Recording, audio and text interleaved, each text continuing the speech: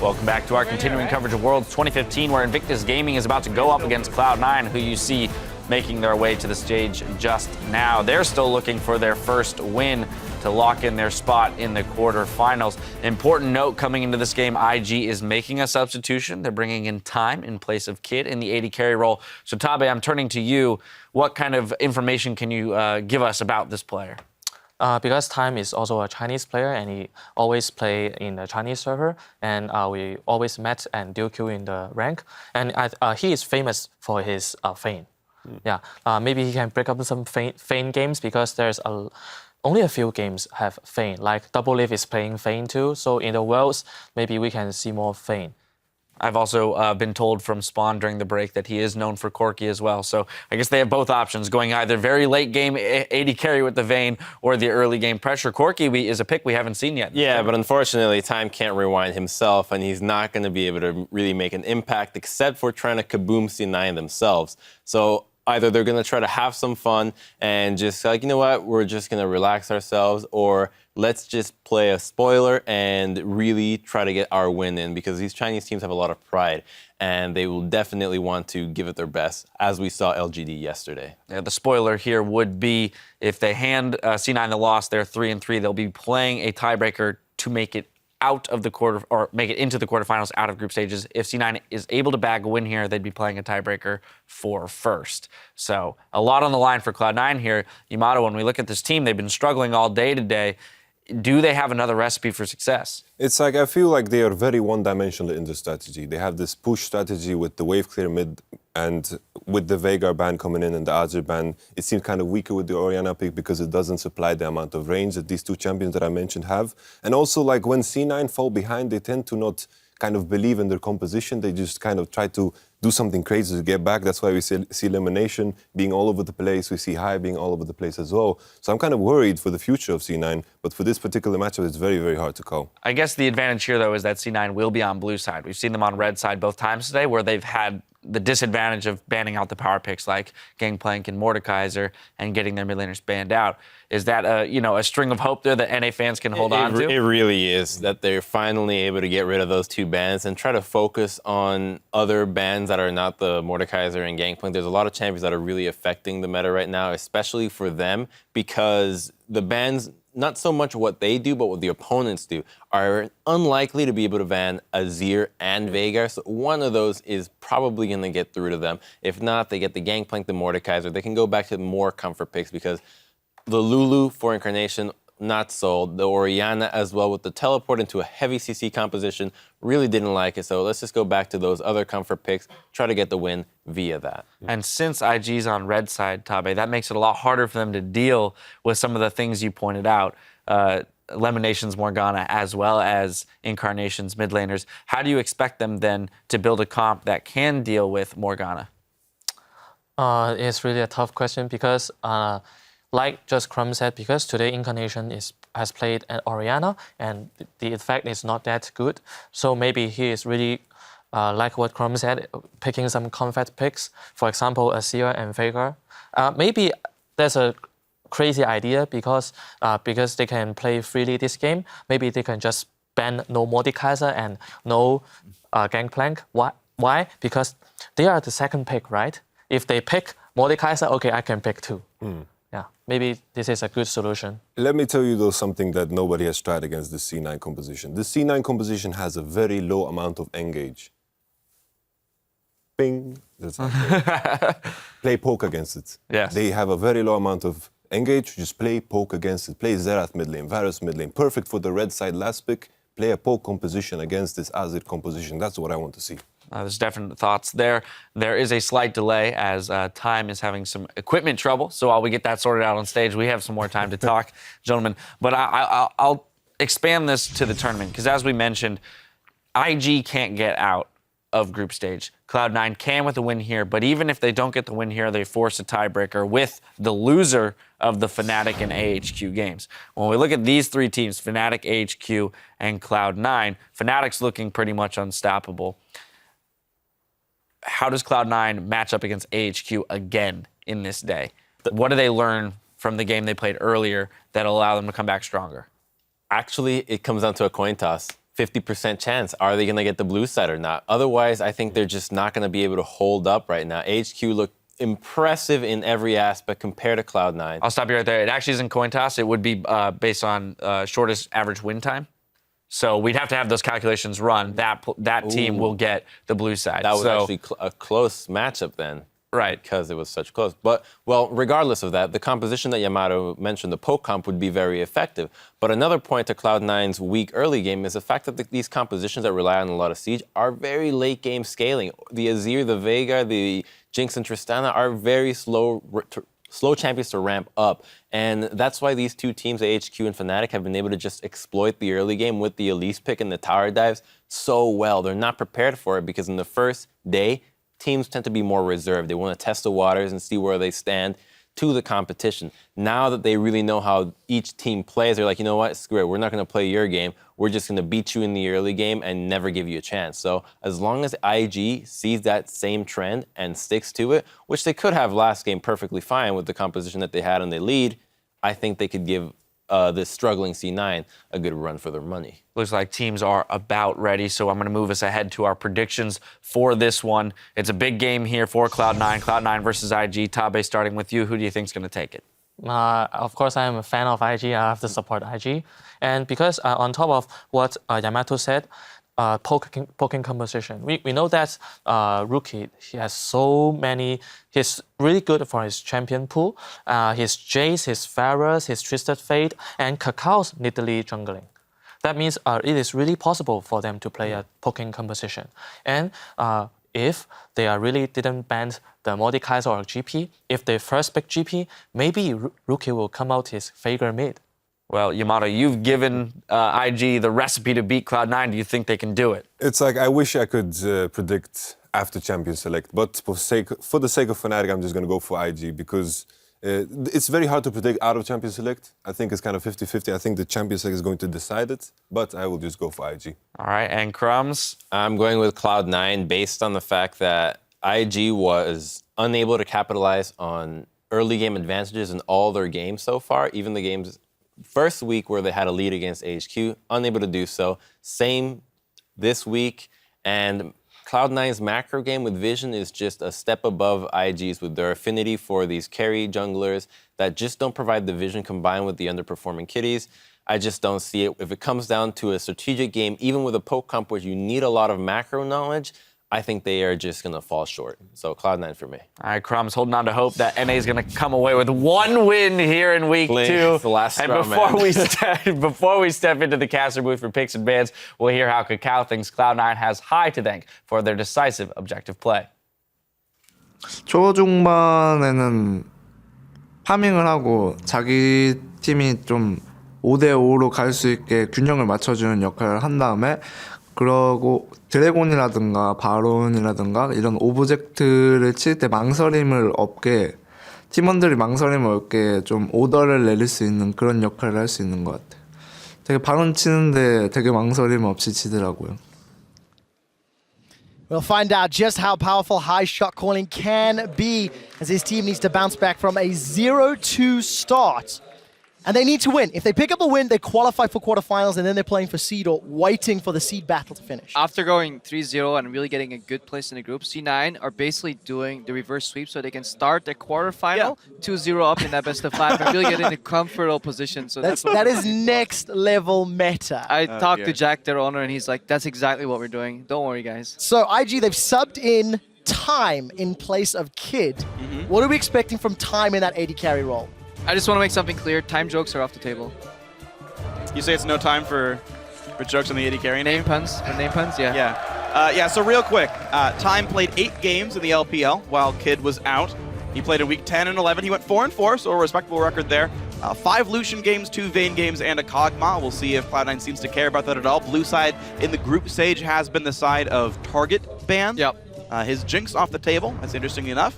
Invictus are likely to ban those 2 that we expect, and then we'll see what branches out if they have room for a Veigar or an Azir ban. And what a difficult position for Invictus. We've seen how Cloud9 have been shut down. Ban Azir, Veigar, and Tahm Kench. Those are the 3 bans that both Fnatic and AHQ ran earlier today, and that is what sort of sealed the deal for C9.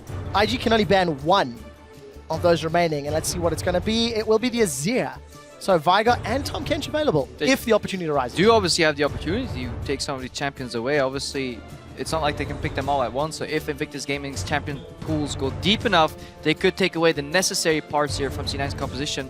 C9, they're just lucky at least, though. What's funny about it, though, is as far as Veigar and Tahm Kench themselves are concerned, Tahm Kench is a bit of a counter pick. You either save someone from the burst combo, or you get right on top of Veigar, which he's kind of bad about with the ultimate. So definitely just options available if you consider sort of the counter pick game. But right now, C9 are allowed to pick those champions now if they want them. Meanwhile, Invictus have already locked in that what we assume to be a bottom lane duo already. Yeah, seeing this combo come out, I think we're pretty right on the money there. That's going to come out in the 2v2. That is an incredibly potent lane. We've seen it before. Not only does it trade well, Kennen can always close the gap with the Lightning Rush too to make sure he at least gets that passive proc from the Kalista W. In addition to that, gets a couple of procs from his own.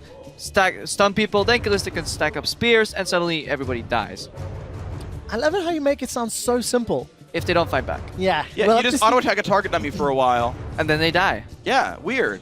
Don't you know? That's how you get the challenger, Every man. time I fight a target dummy in a game, it never dies, though. They're freaking invincible, so I don't know if this is actually going to work. So for IG, both games that they've lost today, their opponents have brought the fight to them. Very aggressive, very in their face, and look to skirmish around multiple towers. Cloud9 have not necessarily played that style. They've been focused more around the actual tower kill itself. And with Tristana and sort of the defensive Morgana locked in, it's a similar recipe once again for Cloud9. Yeah, we've seen this before. Cocoon and Binding to keep them in place.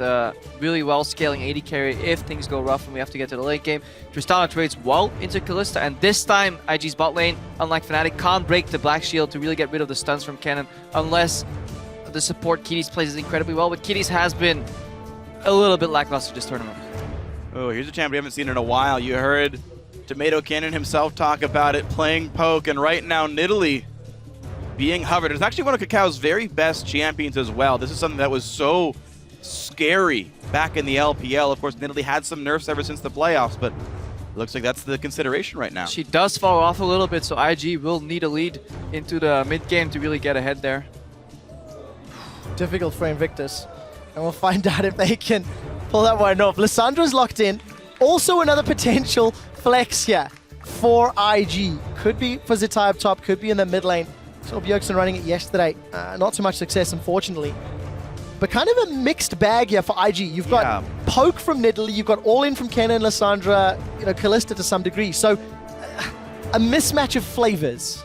Yes and no. If you look at traditionally how Nidalee was played, it was all winning lanes, pushing in, allowing Nidalee to go in and counter jungling, neutralizing the enemy jungler. Kakao said in his pre-game interview that, Hai was the foundation, and if he just farms in the early game, then he joins his team to even things out. Well, you can get him while he's farming if he does predictable routes. So in that sense, that could be a strategy here if we see Lissandra flex until she plays into a decent pushing lane, which she can in the mid lane. Every Veigar lane almost gets pushed in. We have the counter pick in top lane. Suddenly IG, they could be setting up for a triple push aggressive jungle lane, and this game could be over in 20 minutes. And we've seen games completely opened up by Balls getting behind in his lane, getting pushed on, getting dived. And Zitai was one of the better top laners coming out of the Chinese LPL. We'll see if he can win his lane, and that dive that we expect from Nidalee can happen here. C9, though, they get a comp that they would probably blind pick if this mode existed for them competitive. This is exactly what they want to play. And at the same time, that's good for C9, but Invictus game, they knew this was coming. This is no surprise. These champions have all been played a lot. Now we have an aggressive counter matchup here where Gnar can continuously outtrade. They're not going with any Malphite. Like if you look at Invictus comp, sometimes you can think, oh, we need hard engage. Well, no, you just take out the team fight perspective. You just win every lane as individual elements. You don't allow Cloud9 to group because that is their strategy. Get one tower, group in the mid lane, combine your powers. We've used to call it an Exodia comp where if you get everything together, then suddenly you win the game. If you deny Cloud9 from doing that, which Invictus Gaming very well may do, and Kakao can really work in between the lanes as an aggressive jungler, then we have a very interesting match on our hands. The difficulty is those lanes actually have to win. Earlier today, Zitai had a kill advantage over his opponent Ziv, Olaf versus Darius, and he got killed 1v1. We saw now a substitution. Time, how much has he been scrimming with Kitties? Kid was underperforming. How is Time going to do? Same champion as Kid from the previous match, but they need to win those lanes to allow Kakao the freedom to move around. Yeah, win or push. You can go even on CS, and usually that's fine because at least somewhere on the other side of the map you have some pressure. But if you go even in CS in every lane, but you're pushed in everywhere, your jungle will completely annihilate the other jungler, and you'll be working with perfect information, and then you will get an advantage somewhere else, be it dragons, be it some neutral camp somewhere. Well, something to watch for then. What can Kakao do with his lanes that he's expecting to do very well, guys? It's going to be one to watch for. They got to pick their duo lane at the very start. They thought Ken and Kalista would do it. They think it's going to be enough for Invictus. Tweet hashtag IG win, but Cloud9 running the comp that they know and love and everyone can predict from them. We'll see if they can do it, and if you think so too, hashtag C9 win. And such an important game for Cloud9. If they win, they guarantee themselves a spot in the quarterfinals in London.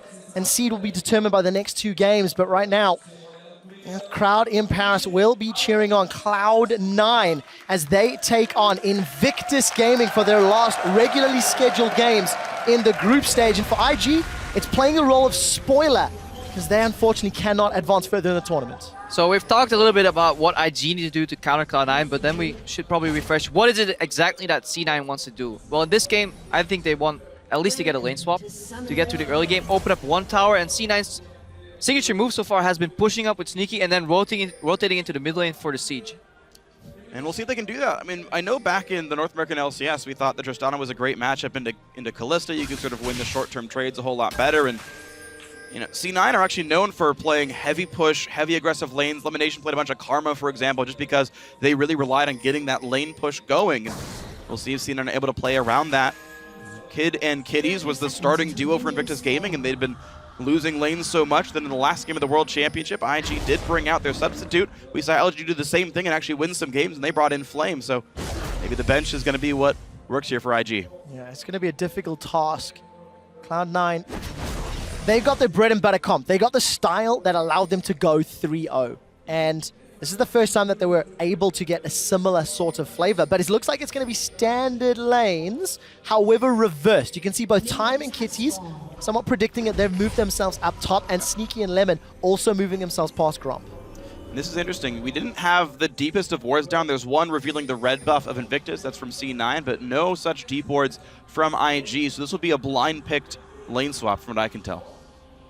Yeah, we'll have to see. Normally you see both teams do camp here because that's what you expect. But Lemonation and Sneaky are actually moving in. They have been spotted here, so Kitties and Time are hiding. This could be a really good opening trade. Could be a lot of damage. So early. Already chunked down to half. You never trade until he actually steps into the brush, because then the surprise just gets you at least 2 more auto attacks. So that's already trigger happy here. It's expectable. Time and Kitties' first dual lane here, but yeah, just not optimizing. Could have got more damage. Lemon already burning through some of those consumables. Moved himself up into lane. We'll take a look at these trades. Sneaky about to get aggressed on. Actually going to put that explosive charge onto Kitties and gets 1 or 2 autos while Time's on the backline farming. And before we move on to the other lanes, any Morgana lane is so centered around the bind. It's almost like Blitzcrank, where it's a zoning tool more so than the power that the bind actually brings. If you miss your bind, you will immediately see good bot lanes just step up on you and trade, because you have no counter trade potential. That was a good trade still from Sneaky's on Kitties there, but overall, this guarantees that IG is pushing. That's 1 check mark already. Pushing top. Let's look at the mid lane. Well, Lissandra's already at Incarnation's tower, so that's 1 check there. The only remaining lane is the bot lane. And we're going to see that one actually is pushing away from balls here. He's actually pushing Zetaya back under his turret, but Mega Gnar about to be popped. Could be something to be afraid of, but right now both junglers are just hard farming. No wards have spotted Kakao's jungle path. All C9 knows that he didn't start on his red buff, but that's not exactly a surprise for anyone. Luckily for C9, Elise is a very sustainable jungler, so Kakao will probably not get high down in the first invade, because Elise just stays a lot higher HP in the jungle, and it's so risky to move into Elise's jungle without any vision, so Kakao probably looking for a first base, and then we see what his plan will be exactly in this game. Well, we do take a look at the minimap, and you can see that Balls is actually pushing in towards Zetaya on the bottom lane, but the 2 other lanes for IG are pushing towards Cloud9. And for Balls, this is his 5th performance on Darius this tournament, really showing that he prefers Darius over all others. And he's got himself an advantage already early on. So Zetaya, not having the greatest of days. As we said, he does have a big minion wave to farm out, but lost 1v1 earlier. And we'll see if Balls can get an advantage in that lane. Elimination actually skilled pool. This is something we don't really see too often from Organis anymore after it got nerfed. almost into oblivion, does barely any damage, so I it feel may like we be... still see 1 point for the gold income. Yeah, to trade him, but he's using it on the waves even to prep for farm, so now he's actually trading with it for the gold income. I still prefer 2 points in bind, honestly, to go for the aggressive trade. Rookie here. Nice. Easy peasy escape. We talked about how predictable Cloud9 is the team, but first of all, Hai gonna go in. Nice flash by Rookie to get away.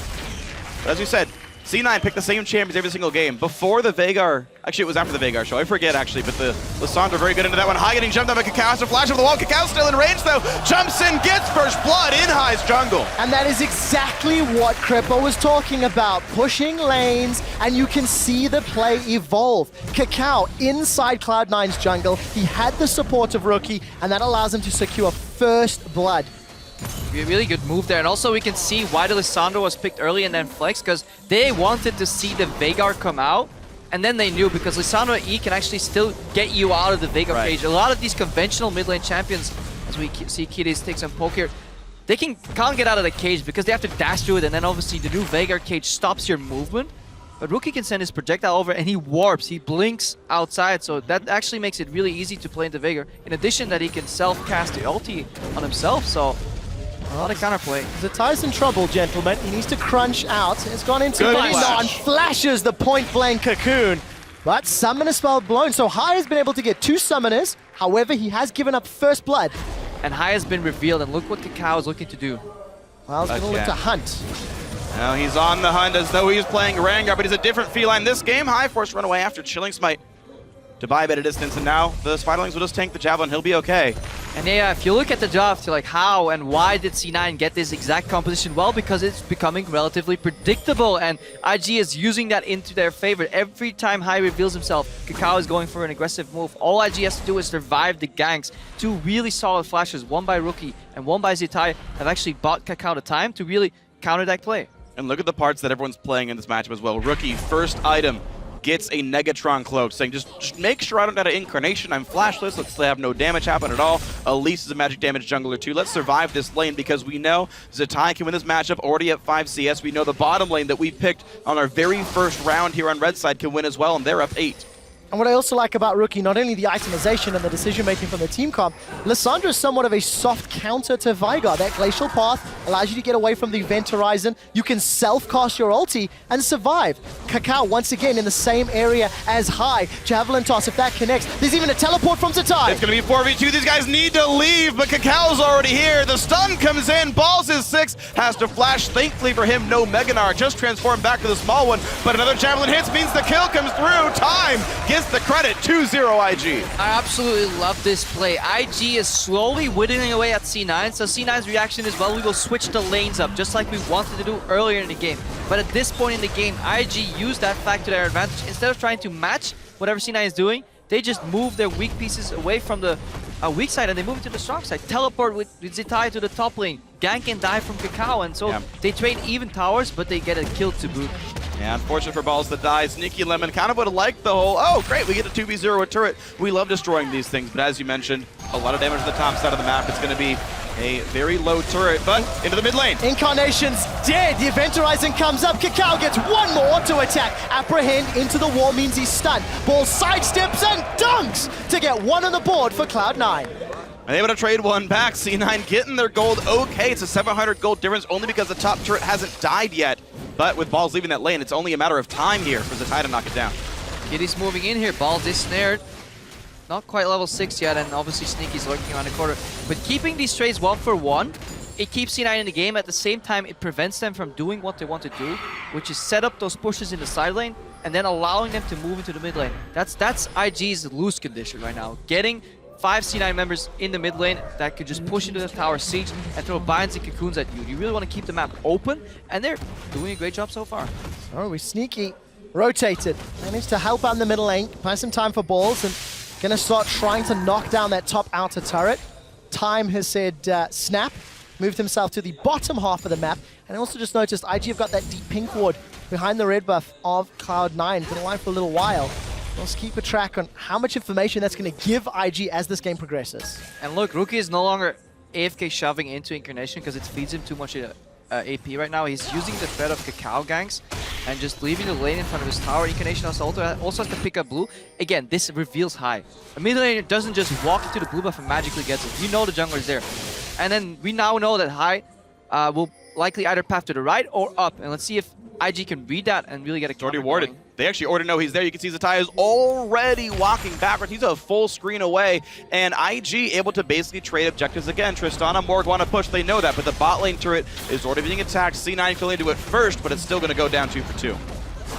Numbers advantage for IG on the bottom half of the map. Kakao is moving towards the Dragon Pit, but he's placing traps, placing wards, Found a pink ward. and Cloud9 is sieging the inner turret. So IG going to clear out a pink, maybe a tower dive being set up. Look for the cocoon to connect. Teleport's being channeled from Zitai. No, that's Rookie instead, and he's not going to follow through on the Glacial Path. And here comes the TP in for the rest of the team. Zatai getting pulled in, not yet Mega Knarr. They got to get him first. That will be the dug before anything else can happen. Fears the minions away. Elimination survives, but of course High has still died. Rookie is alone, but bot lane's still getting pushed. Yeah, look at the bot lane. The remaining members here from IG are pushing in Rookie. Fantastic E, but still gets clipped with a slow. He managed to survive. Flash away. Tower is still standing. They should trade one tower for one and a kill for kill. Invictus Gaming hold themselves a 3,000 gold lead and can peel back for Dragon. Exactly, because they sent their bottom lane down there the first time, and while Cena had all their antics up in the top jungle, Kakao went and warded before he made the exact same style of dive to knock that bottom turret down, so they've already got control. People are already there. It's going to be, 1 for 1, but a Dragon for free to IG. IG actually have been playing pretty fantastically well when it comes to mechanical plays. That was a 2v5, I believe, in the top lane, and they went 1 for 1, getting Rookie out of there. Also, the confidence that he played with, he could have flashed out of that Veigar cage and then easily eat out, but he took the greedy approach. It's like, I'll see how far I get with my E. If I then fail, I have an emergency flash. And just seeing this IG play a lot more confident, a lot more proactive, and just smarter, countering their opponents, this is not something we've seen the last few games with them. Certainly not. And for Cloud9, they're trying that tower dive up top. A little risky, a little scary. Just how much doubt is now being set into their minds. On the verge of going 0-3 on the day. Of course, not entirely out of quarterfinals, even if they lose here, but the possibilities significantly lower for Kakao. Gonna get caught out. There's an Event Horizon and a very early, respectful flash from Kakao. He has to, man. You got to respect the Event Horizon there. I don't know it in Portuguese, unfortunately, but Kakao's still having to run away. But now, of course, he's flashless, walks onto a pink ward. That's a risky one. He will explode, and Sneaky gets kill number 3 for the team. Cage not quite landing on anyone else, but C9 looking for that mid push. Yeah, look where C9 is and how many members. This is something we've seen before. And Kakao, he respects the cage, he respects the dark. But then he steps into the pink ward and he doesn't realize there's another dark area right behind that. People are across that wall, so you really have to keep respecting it. So this could be a little bit of a tempo swing in favor of Cloud9. They will have the final outer turret knocked down while still having their own mid to fall back on. Kitties gets caught and apprehended backwards. Fate's called back to time, but that's a jumper! Boom! Incarnation gets the kill. 5 on 4, and Cloud9, they may want to look for more. Instead, we'll back away. Big minion wave on the bottom half of the map, and wards to be placed. And C9 can run their time. No summoners, no ult, but Rookie's going to be there first to wave for C9. Don't make the quick move to go down there. They're going to let that farm be taken. A couple of wards down, C9 going to retreat. And now you can really see how frail a 1v1 composition is once it falls behind, in a sense. It is incredibly strong if you can lock the enemy down because there's almost no counterplay once it's in full motion. Yep. The problem is if you don't get into full motion, you make one mistake in the setup, then you get punished so hard. C9 with a fantastic group, a couple nice cages, and kills to boot. Well, Invictus had the Exodia comp, but when he walked for the pink ward, they activated C9's trap card, and suddenly all went poorly. It's still a 1,200 gold lead, though, even though turrets are the same and kills are the same. Look at the farm lead, top lane and jungle specifically. Actually, even the mid, there's a lot of members who are significantly out farming, so the laning prowess of IG and the farming speed of Kakao keeping them ahead. Also, you have to factor in that a Veigar can be down slightly in gold and still have the raw amount of power in the game. Incarnation hasn't been doing the greatest. He's now sitting on 91 bonus ability power from that Baleful Strike, but he's playing forward with pressure, so he's not maximizing the perfect CS, but instead he's looking for these cage opportunities, and honestly, it is the right approach. It's still roughly, what, 1,700 gold worth of AP for free? Ballpark? Yeah. Which is something you have to always factor in. And we just need to see whether or not Incarnation can find the targets. Because there are some ways to avoid it. The Fate's Call if he tries to hit Kitties by accident. The self-cast on that Frozen Tomb from Rookie as well. So there are some small windows to outplay. It helps if Time walks into your cage and then flashes out when his projectile. So you mean like this? Traveling. Time, Eventorize it. Oh, he can't I think move he's anywhere. gonna go down. Dodge No. the W, perfect. Well, Incarnation decides not to throw the Primordial Boost. Later in the game, it's enough to make that move and then just do QR. At this point in the game, Incarnation does need his full combo and maybe even another iteration of the Q, but you can already see the pressure he's putting out. He's no longer being pushed back in his lane, and Kakao can no longer find High because High is simply just grouping with his members, and the time it takes for Kakao to go anywhere, a potential siege could arise. So C9 with a lot more proactivity in this phase of the game. So Dragon should be up in about 2.5 to 3 minutes time. Cloud9 with that earlier push, they got some vision in the top half of the jungle. This will allow them to secure a blue buff uncontested and hopefully leave vision. There you go, 2 minutes on the timer for a potential future Dragon challenge. But the thing is, right now, C9 are slightly owning the map. There's wards kind of a mismatched side. There's a bunch of wards on the left side of the jungle that are IGs, which doesn't mean very much. There's no turrets to contest really up there. Baron's not up for 5 minutes, so C9 are actually the first team to get relevant wards on this side of the map. And as a quick tangent, you're noticing double Abyssal Scepter, Kakao and Rookie both realizing as kind of the primary targets for Incarnation in a lot of these fights, getting early MR, emphasizing not getting one shot. Not finding finds Kakao, but nothing more than that. Look at the vision though, playing in the darkness, hang on, Kitty's walking in. Oh, Fate's Time is- call, but that's an important cooldown ahead of the impending Dragon fight. It's a little under 2 minutes Yep. is the total cooldown for Time, so it will not be available for the fight. IG had the right approach in the early game, so their 0 to 10 minutes were perfect. Right now though, they're falling into old habits, especially when you look at the LPL. They're trying to contest the Dragon when they shouldn't. They should switch their attention to the other side of the map, because in a perfectly warded deep jungle right there, it is so incredibly easy for Cocoons, Dark Bitings, or Veigar Cage to catch anybody and blow them up immediately. So face checking into the dark, you just gotta respect it and move to the other side of the map. Cloud9 got a big chunk of that tower down. Still really committing a lot of time and resources to the top half of the map. Wave is pushing against them down bottom, and Balls, with teleport available, has been left alone in the top lane. He's currently a level behind Zitai. Yeah, this is most Balls games really, is he gets behind in the lane matchup and the rest of C9 carries some of the room to catch back up. But look, C9 actually don't care about the Dragon. They only care about the illusion of the Dragon. And now they've used that time where IG pick up the Dragon, the second Dragon, to buy Ball some more time to get even in that matchup. They don't really want it. They just want you to face check and come and fight you for it. So this is IG up playing into C9's hand. We do have to obviously be afraid of a potential 5 Dragon later on if there's some mistakes coming on, but we're looking at a very, very even mid-game. Cloud9 decide, hey, not worth the risk. They've peeled out, committed too much time and resources, and even though they've got the crowd, they will have timing, so they know there's some freedom, and IG gonna get it. I mean, the auto's recalled back here now. Zitai can try to back up and try to get back up to the top turret, but Balls is getting enough time with this early Black Cleaver to get some pretty significant damage down on that top turret. Say tower for Dragon, but what we saw was there a tower and 3 waves for the Dragon here, evening out that XP advantage, and everything happened in full vision. IG had 4 members on the Scarlet Crab. It doesn't get easier to shot call when you have complete information. Well, mini-map, Sneaky's aware something's fishy. Oh, he knows. IG have got vision control of the river bush. This is where you just throw the bait in front of them, dangle it, just to make them interested long enough to wait, and not... They're still Scary there. enough to get No, caught. Sneaky, don't. Sneaky. is. Well, Sneaky's going to get dunked. And that was a kill. Only 2 of them. Didn't realize there was more against the wall. A huge misplay. Sneaky goes down by a well-executed trap of Invictus Gaming. And now they can go push mid. Well, the numbers advantage. Zatai's Mega Null will be timing out. And the rest of IG gonna wait for another minion line to conga its way to the Christmas cage. Cloud9 gonna look to defend the best they can. They have And looking pulled. for a cage fight here. They pulled Balls down, still not level 11. But he doesn't use his teleport, and it looks like Cloud9 can hold for the time being. IG just lost their primary engage though on that pick. Because if you look at what they're bringing to the table, Kitties is secondary engage. Zitai with Gnar is secondary engage. Kakao is just damaged. So all the really hard CC that is targetable is on Rookie. Without his ulti, he gets blown up immediately. More importantly so, there's no way to disable the Veigar. If you go in for any hard engage, Veigar Cage comes out and you get denied. Either you get stunned or the team that follows up on you gets stunned, so you really want to buy some time. And then you need the Zonias or the ultimate available for Rookie. Unless they can stack the CC right away. A flash ult from Rookie, throwing in Kitties and somehow getting a knock up into the chain stun. These are possibilities, but of course, it will be hard. Flash down, ulti even still down from Rookie as well. Now, we mentioned the top lane turret getting chunked earlier. I just want to point out that it is still alive at about 300 health.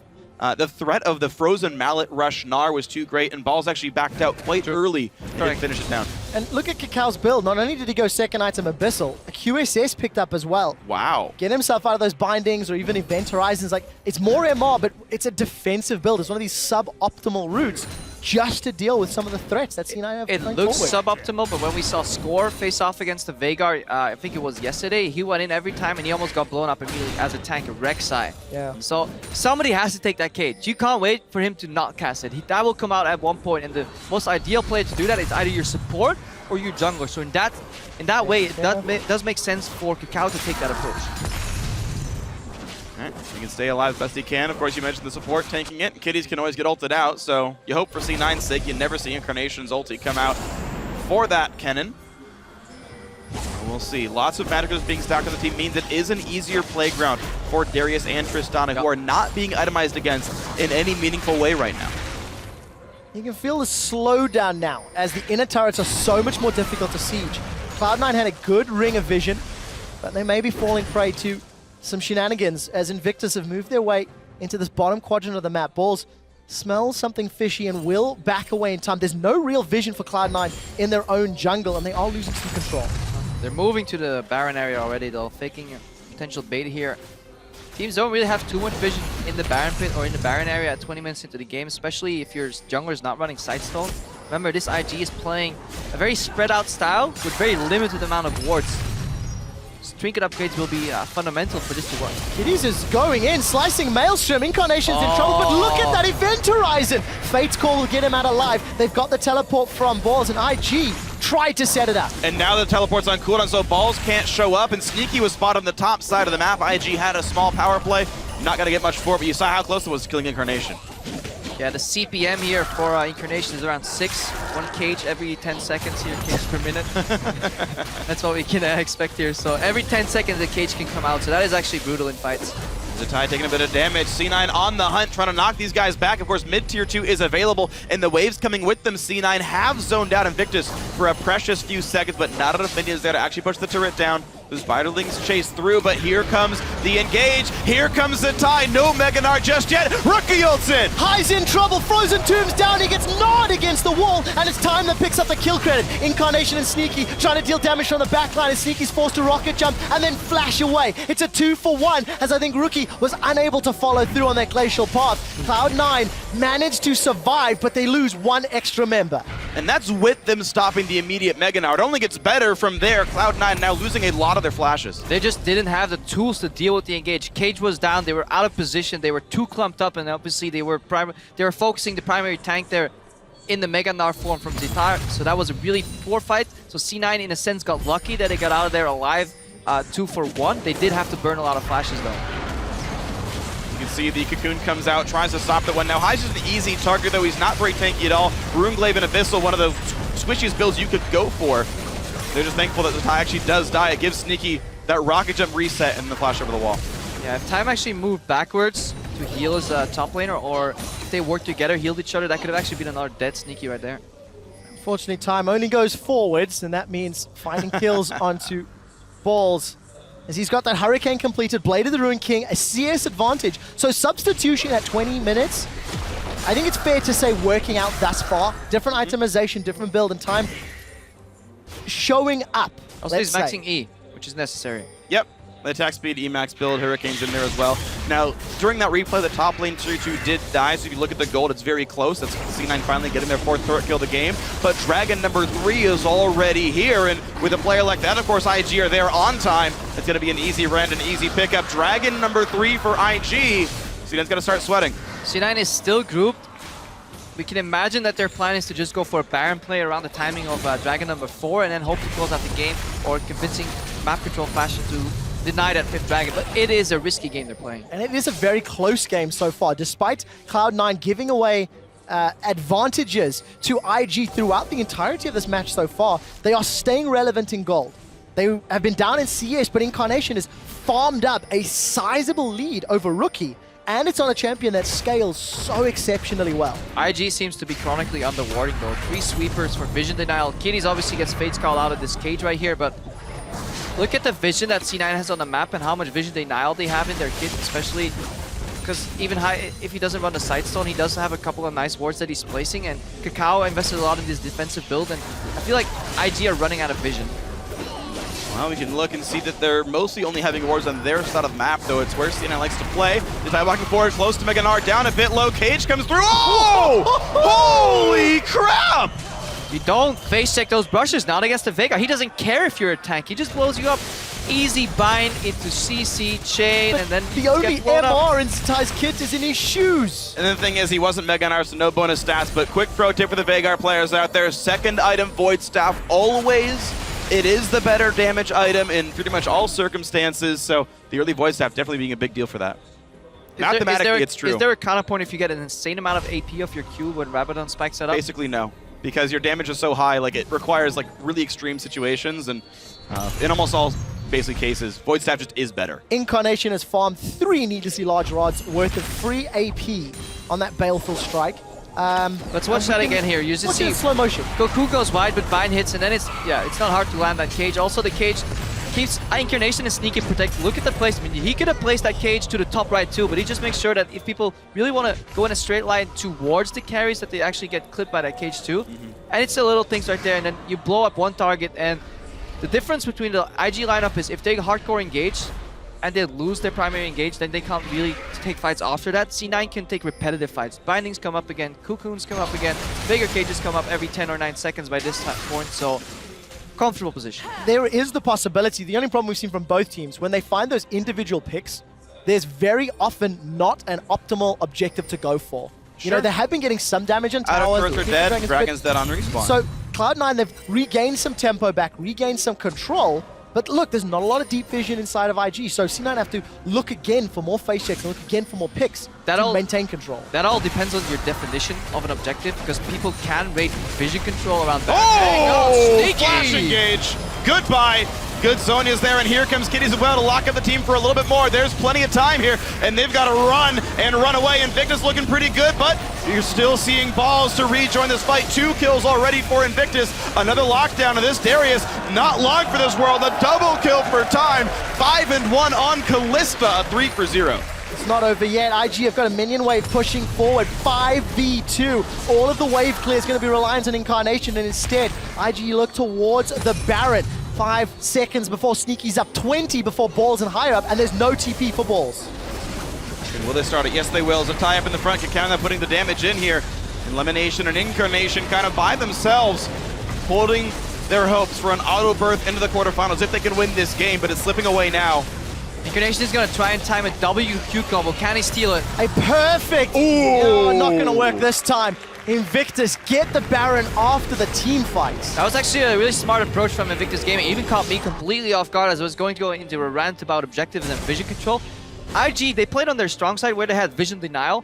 Rookie snuck in and he just went in with the E from Losano. Something we very often see mid laners do, but they just did it from the right side. Left side was completely in control from C9, and it gave them a false sense of security. He just comes behind Sneaky here, instant flash R, denies the jump, cage is not enough, and then follows up here on Incarnation. So has the zone, has to deny ulti, that Kitty zones, he gets pulled back. So this is a beautiful engage sequence here from IG overall. Even High trying to go back in, just gets knocked up by the second part of the Kalista ultimate there. Then Balls just kited too much because there's no CC left for him. Incarnation zoned out to the wrong side. High is already dead, nothing he can do. 5 and 1 on Kalista for IG. Thanks to the fight in the Baron, they now built themselves a sizable lead. 4,000, the largest of the game so far. Got themselves some key item breakpoints, and they're slowly creeping that vision into C9's territory. The story of the 0 to 15 minutes game plan for IG repeats itself here though with the Baron. They really want to split push, keep C9 spread, because even with Baron buff, moving in here is incredibly hard for IG because they'll have to go for a really, really big dive unless they can flank. C9 will have to yield some towers, but when it comes to defending the base, it's incredibly hard to flank there. So likely we're going to see some split pushing after these initial towers drop down. That's what IG wanted to do a long time ago, and that's what their team composition can do very well in. Another Dragon is up. This will be Dragon number 4. Cloud9 are relatively close by if they wanted to contest. It's 20 odd seconds, and they need to do a lot of work because it's very dark. But it's still 1 minute of Baron buff, and even though a lot of that power is buffing up minions, it's still up to 40. At this point, probably 25 attack damage and ability power per member there. So the bonus stats plus the fact that C9 has no dragons themselves means they're down actually more like 6,000 gold worth of stats, even though the gold lead itself is only 4K. It's, you know, add 3,000 to that. And this is something we see very often, especially in Europe. One team will get up to 4 dragons, and it's the 5th one where teams will decide to contest. Cloud9 not going to run the risk. They don't have the ability to clear the vision. They don't have the ability to push deep enough to that dragon pit. And the 4th one has been secured by Invictus. IG might be trying to play Heartbreak here to Cloud9. C9, they have 6 minutes right now. That's all the time that's left on the clock for them to really find an opening here and get the game even again. See split push here from Zitai. He's getting caught by Sneaky though. You can see an arc flash. Yep, rapid fire means a lot. There's the rocket jump forward. Hex Drinker popped, and this could be enough. Yes, Sneaky with a red buff creates an opening. Now Rookie getting stunned, but High is going to take a lot of damage. His Spiderlings are dead. Here comes Kitties. He's ferocious, and down goes the kill. But this completely shuts down IG's push. We talked about it earlier. If you get shut down that 1-3-1 split push in the earlier stages, you have room to punish. Right now, that punishment is them losing the entirety remainder part of that Baron buff, any potential setup, and C9 relatively even here. 4,000 gold behind it means a lot, but it doesn't mean anything if you can get the jump on the enemy team. Cloud9 still yet to take down or move into IG's territory, so they're going to need to look for more of those picks. They've got that banner of command for elimination, so that could start opening up some side lane pressure and allow them a little bit of wiggle room as we get closer to more objectives like the Dragon, like the Baron. Honestly, I feel like this build as well is curious for High. He's going for a really high ability power, low tank build with the fact that there's so many good hard dive champions. You've got a Kalista ulted Kennen, you've got a Mega Gnar, a Lissandra. It's so easy to pick someone up, and High has been getting basically one shot in every team fight. Okay, the early jungling didn't go well, he was behind already, but the fact that High is now 0-5 is pretty troubling. Same time, he's 0-5, but he can still play a large damage role in the team fight, so they're just operating under the approach that they're going from 4 carry composition with a defensive Morgana. Speaking of elimination, he can split push, as we see High path by here. Rookie and Kakao not going to find the opportunity. They've got that pink ward and the red buff, so they know they're safe.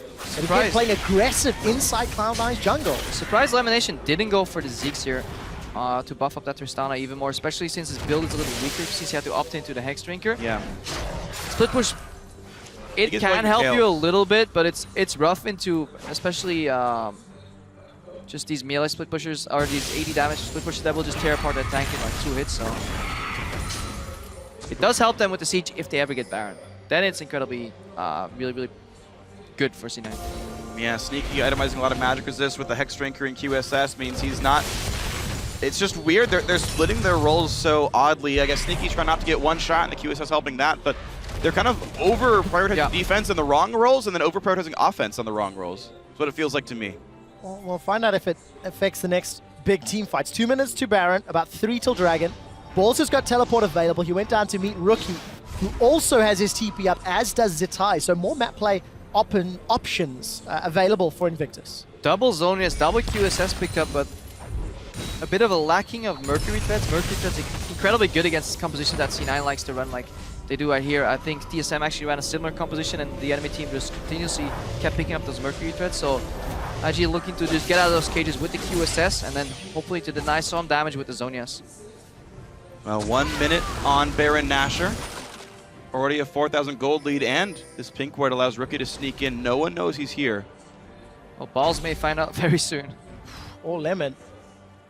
Not going to run the risk. Every single time we see Rookie or Kakao inside Cloud9's jungle, there's not a whole lot of support around them. It's a 1 or 2 man invasion squad.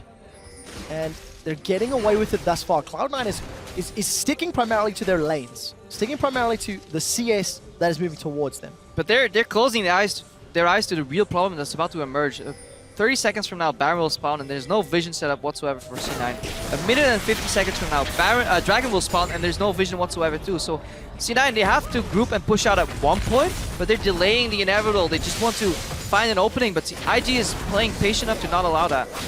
Oh, well, C9 finding a bit of an opening. Kakao at half health already. There's the virtue of the damage build, but Kitty's just barely stopped by the cage, down to half health, but you wouldn't dare ult because of Fade's call. So much damage onto IG with 5 seconds to Baron. This might be the grouping and the pressure that Cloud9 could be looking for.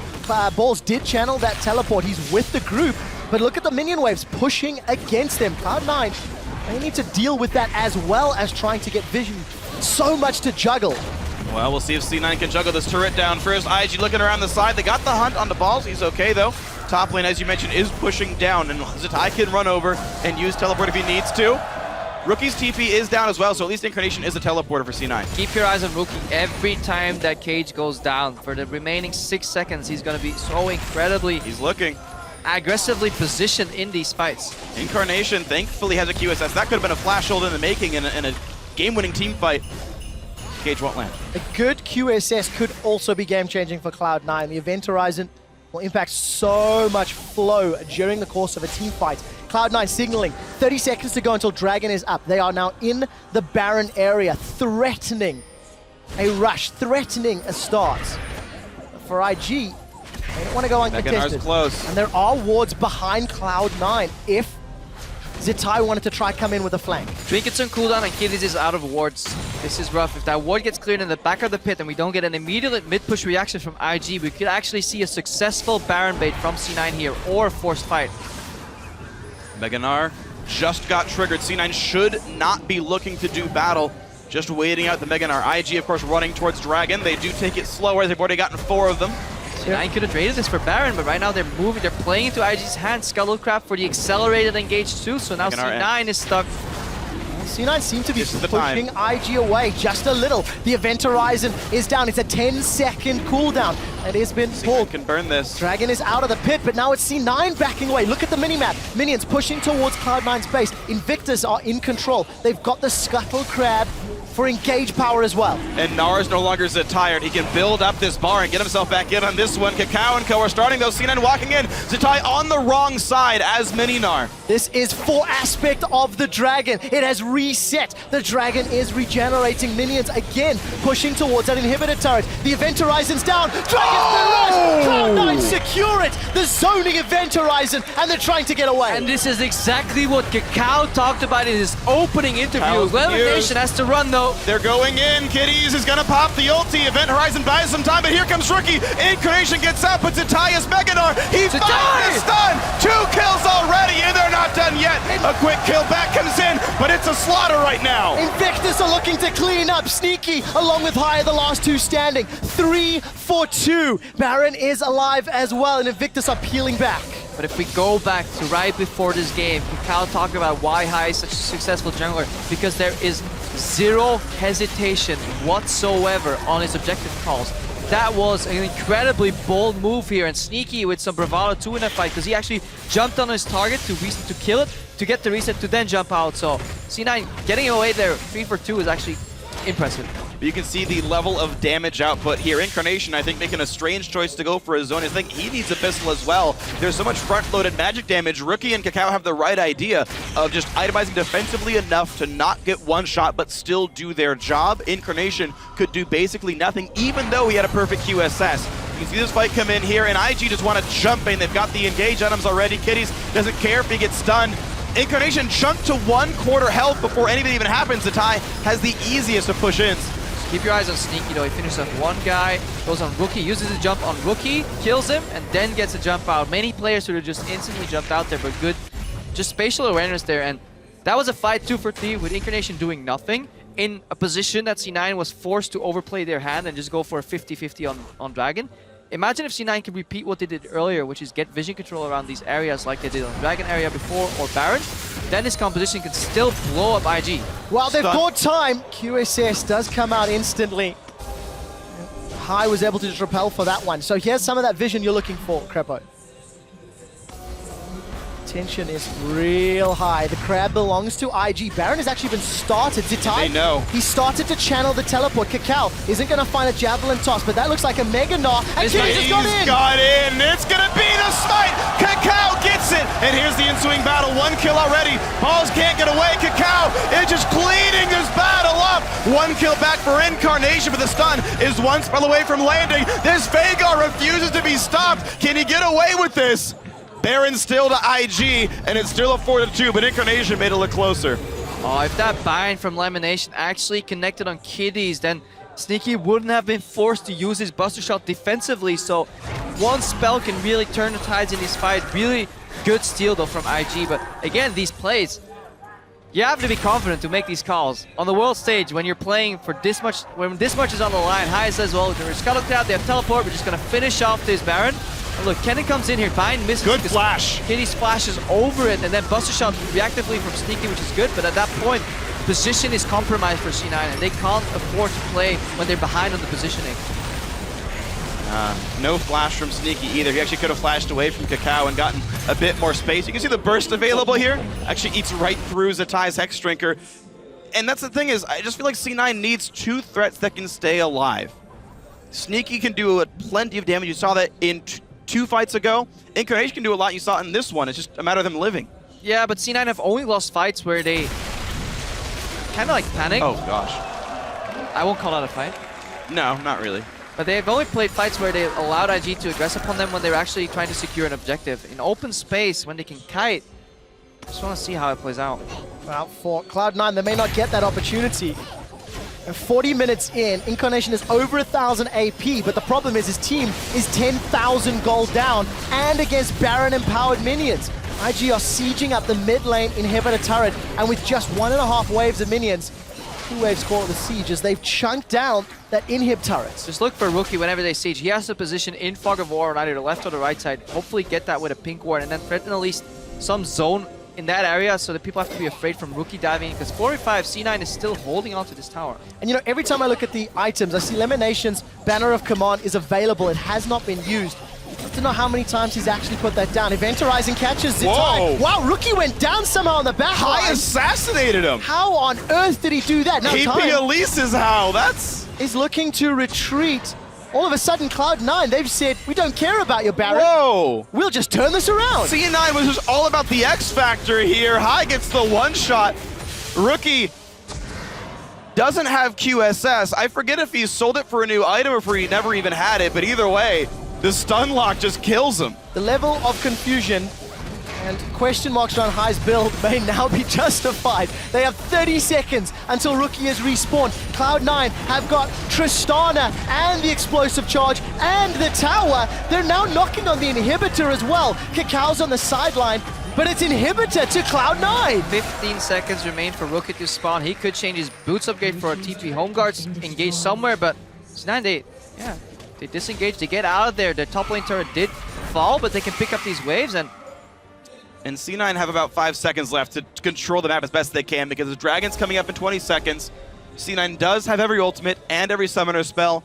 Same situation though for Invictus Gaming except for Kakao's flash. the difference right now is that C9 is in control of the Baron area and they can punish IG for pathing through choke points. That's what they want to look for. Don't let them get in and just try and put that cage down. Could this be a comeback for Cloud9? Dragon is live. Aspect is being threatened by IG, and Balls would need to teleport in. He's actually channeling it already. So the dance has begun. And Mega Nardo is almost here. It's a threat for Cloud9. Aspect of the Dragon could win the fight. IG getting pushed a bit backwards. Hai's posturing forward. 3,000 health. Kakao goes in. Here comes the battle. Aspect of the Dragon in for Invictus. Incarnation over the wall. Kitty's safe as well. First kill comes through. Rookie's dead. But Time and Co. are crushing faces. Incarnation, the only one alive. Kitty's here to say hello. Not dying just yet. Gets a stun. Here's the Ignite. There's the triple kill. Kitty's on support. Kennen gets 3.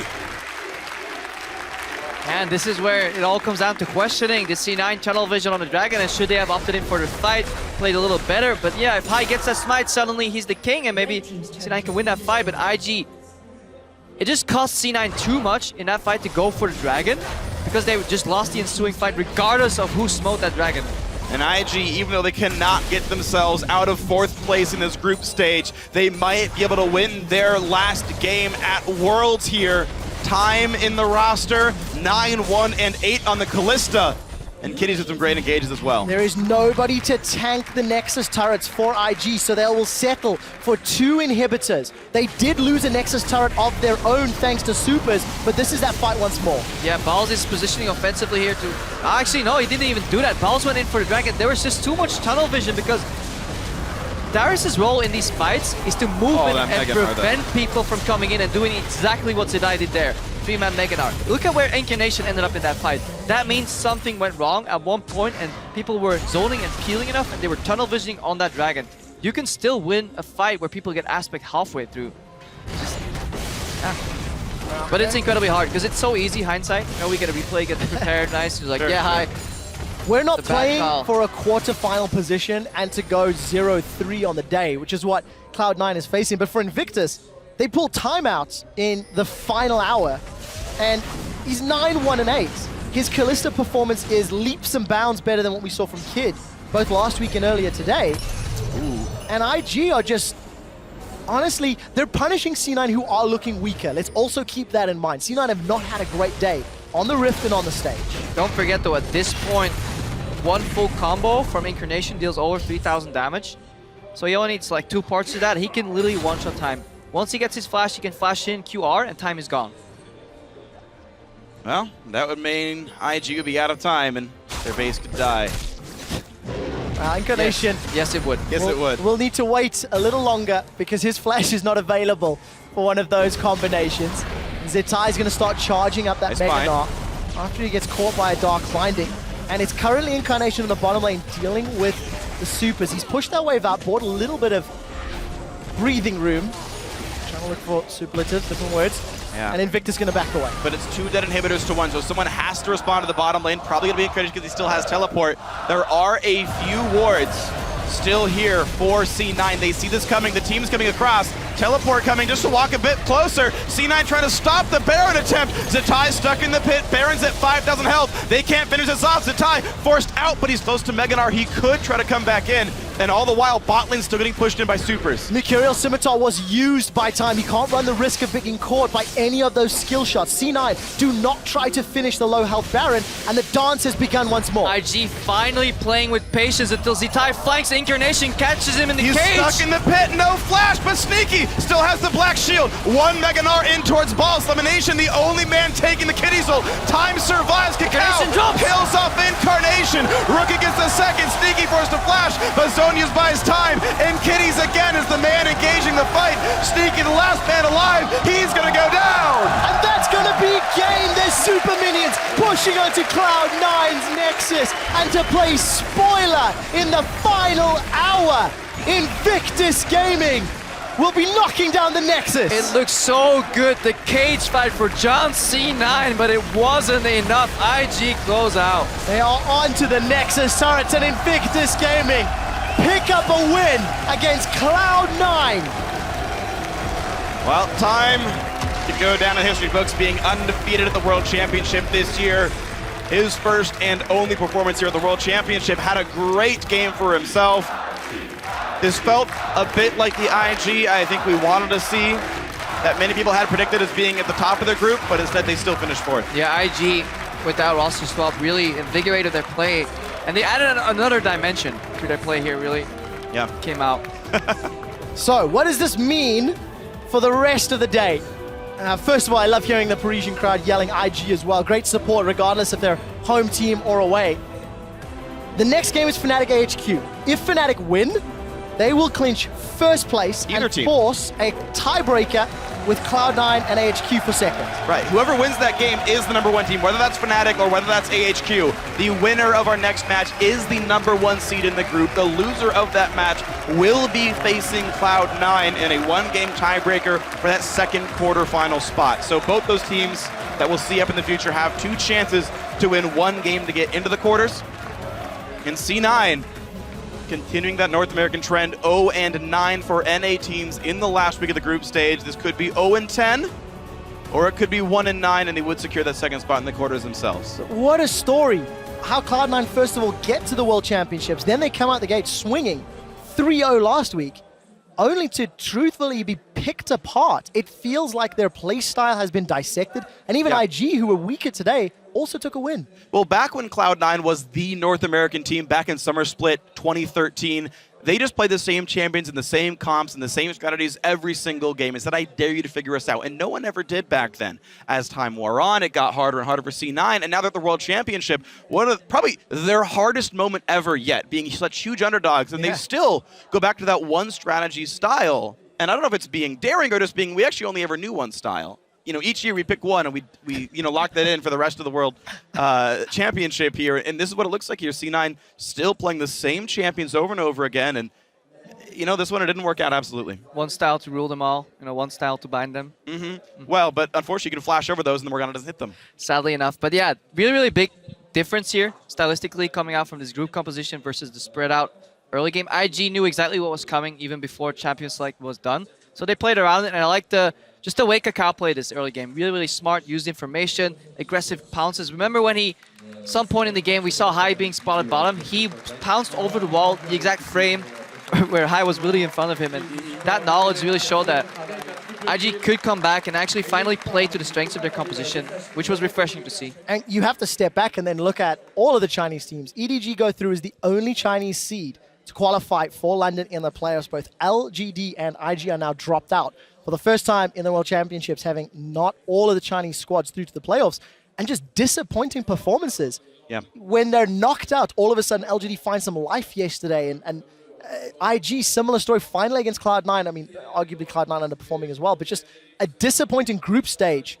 for three teams that were very, very highly rated coming into the tournament. Yeah, and it kind of goes to show you've got to play the games. When it comes down to it, you can have favorites, you can have players that are supposed to be very good, players that dominated their region, but you come here to Paris, you play in the big stage, you play in front of this crowd, their baguettes are waving, they're yelling. Every time you click Pantheon and Champion Select, and I mean, all that, it's a different environment. You've got to get used to it. You've got to be able to show up when it comes to Worlds. Week 1 C9 did show up, and that was beautiful to watch, but here they are playing, honestly, sort of, I guess at the level players expected of them. They were probably supposed to be 4th place in this group. I think that's fair. They're at least guaranteed 3rd, so that's still better than most predictions, which ruins more people's pick-em brackets. Including mine. Including mine as well. But the point is here, C9 still, of course, have that chance to play up. They still will wait the loser of Fnatic versus AHQ. That is, of course, a possibility for these guys, and maybe they will be the first and only North American team to make top 8. Yeah, they could. Although I have to admit, there was a distinct lacking of baguettes being waved in the crowd. Today, yeah. Hopefully they can up their game. We'll speak to Chips and Noir and find out if they can get them to wave their baguettes. Guys, we're going to head to Shox at the interview stage to talk to IG support. Thank you very much, guys. Indeed joined by Kitties, who unfortunately your team is out, but you still got a really nice victory here. Can you talk me through what happened in this last game and how you found the strength to do this and play so phenomenally? 就是这次比赛虽然你们没有晋级，但是你们最后一场比赛打得非常精彩。然后想让你跟我们仔细介绍一下这场比赛的经过和发生。最后一场是我们拿到卡尼斯塔跟凯兰嘛，然后最重要的体系是我们本来团战阵容需要就是靠我或者兵法去强开团，如果说能开起来团战的话，队友就会有很好的机会切入。那个时候也要看一个机会，就是纳尔的能量嘛。 他能量太低，我们不能上。Okay, so the Kalista and Cannon comp is really important. It basically gives us a tool of engagement, as well as we have Lissandra. Lissandra is really good in forcing a team fight. And the other thing we have to pay attention to is Maganar, whether Zitai has enough fury to become Maganar. So combining those 4 things, we can make sure that we have a good chance at the team fight. Yeah, and with all those 4 things, it's actually a very complicated thing to pull off. There's been a lot of criticism on both individual play and the team play for your team. What for you do you identify as the problem for IG throughout this tournament? 就是对于这次 IG 的失利，我们可以有很多人把针对了我们的队员，也有针对了战术。你觉得 IG 这次失利的原因？ 大概是什么？没有打出自己想要的东西吧，然后在赛场上、比赛上面判断上面有失误。Alright, so they didn't find their rhythm to play what they normally play, and they have a lot of problem in decision makings, in the in-game decision makings. So that's basically how they lost the game. Right, and that's the end of the story here for IG. Finally, that means that IG and LGD out of the Chinese LPL are out. EDG is still left standing. As knowing them very well, what are their chances here at Worlds? 就是这次 LPL 战队只有 EDG 晋级了，你觉得 EDG 在之后的比赛中能取得什么样的成绩？他们能进决赛吧？感觉。You think EDG can make to the finals?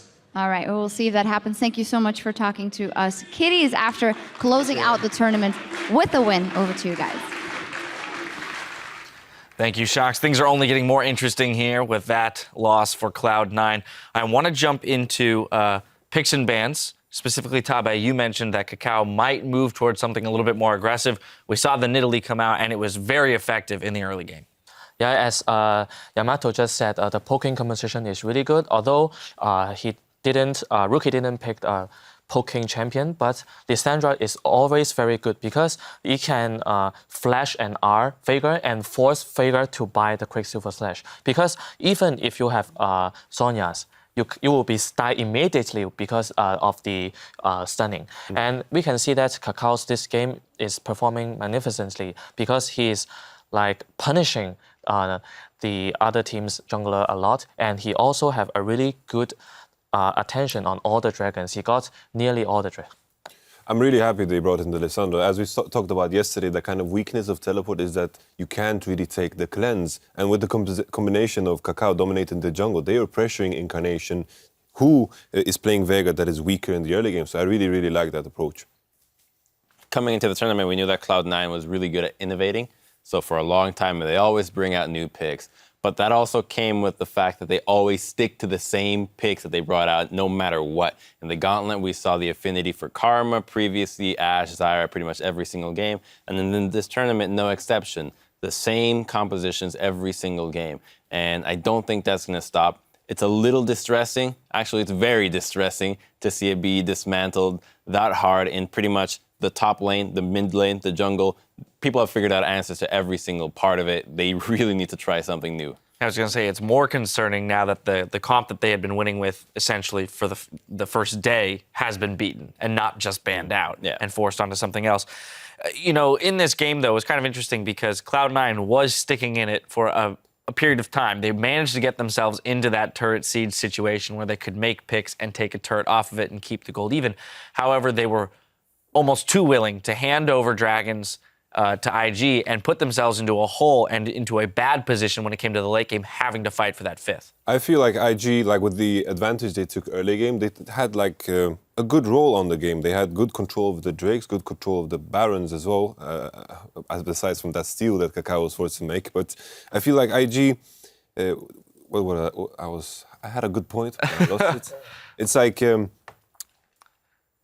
You were saying that IG played it well around holding control over the dragon. Yes.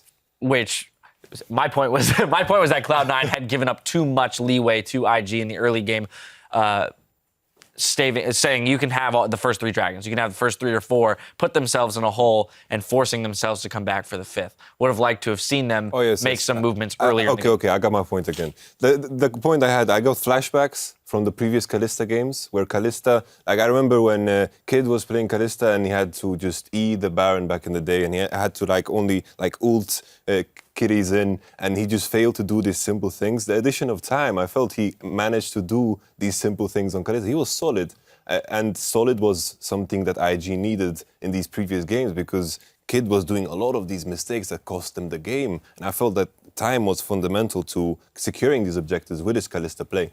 Now, unfortunately for IG, they will not be moving on in the tournament.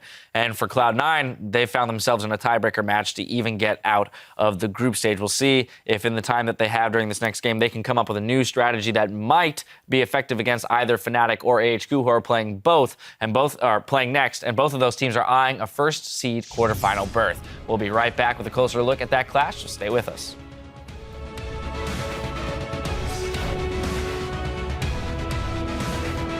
Dude, we're about to get LGD'd, man, I'm scared.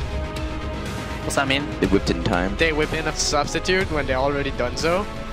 And then they just turn up. Gets caught and apprehended backwards. Fate's called back to time. But that's it. Boom! Incarnation! Incarnation gets out, but Zatias Megadar, he finds the stun! 2 kills already, and they're not done yet. Kitty's safe as well. First kill comes through. Rookie's dead, but Time and Co are crushing phases. Bazonius buys time, and Kitty's again is the man engaging the fight, sneaking the last man alive. Invictus Gaming pick up a win against Cloud9.